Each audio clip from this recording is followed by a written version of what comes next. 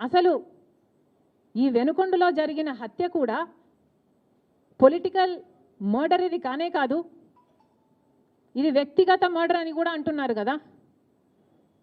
మేము ఏదో సాక్షి మీడియానో లేకపోతే టీడీపీ మీడియానో పట్టుకొని మాట్లాడడం లేదు. మా ఎంక్వైరీలు మేము చేసుకొని న్యూట్రల్ మీడియాతో లోకల్గా మేము మాట్లాడిన తర్వాత మేము వచ్చిన కన్క్లూషన్ ఏమిటి అంటే ఇది వ్యక్తిగత మర్డర్. మొన్నటి వరకు కూడా హత్య చేసిన వాళ్ళు, హత్య గురైన వాళ్ళు ఇద్దరూ వైసీపీతోనే ఉన్నారు. మరి అలాంటప్పుడు ఇది పొలిటికల్ మర్డర్ ఎలా అవుతుంది?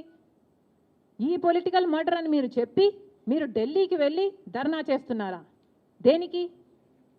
మీ ఉనికి కాపాడుకోవడం కోసం, మీ పార్టీ కోసం అని చెప్తున్నారు. ప్రజలు ఏం ఆలోచిస్తారు? ఈరోజు వరదలు వస్తున్నాయి మన రాష్ట్రంలో, వారిని వెళ్ళి పరామర్శించాలని మీకు అనిపించలేదు. కానీ వ్యక్తిగత మర్డర్లో మీ పార్టీకి సంబంధించిన ఇద్దరు కొట్టుకొని చచ్చిపోతే ఈరోజు మీరు ఢిల్లీకి వెళ్ళి ధర్నా చేస్తారా? ప్రజల కోసం మీరు ఎందుకు నిలబడలేదు? మీ పార్టీ వాళ్ళు ఓటేస్తే మీరు గెలిచారా? మీ పార్టీ వాళ్ళ కోసమే మీరు ముఖ్యమంత్రి అయ్యారా?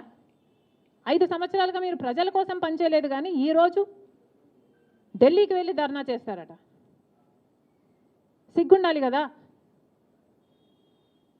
కానీ ఈ విషయంలో పోలీసులను కూడా అడుగుతున్నాం.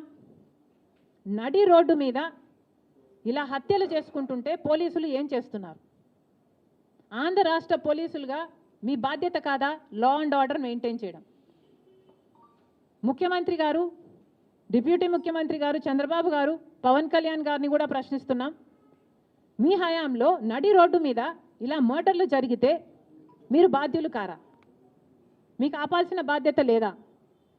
లా అండ్ ఆర్డర్ ఉన్నట్టా చచ్చిపోయినట్టా మన రాష్ట్రంలో?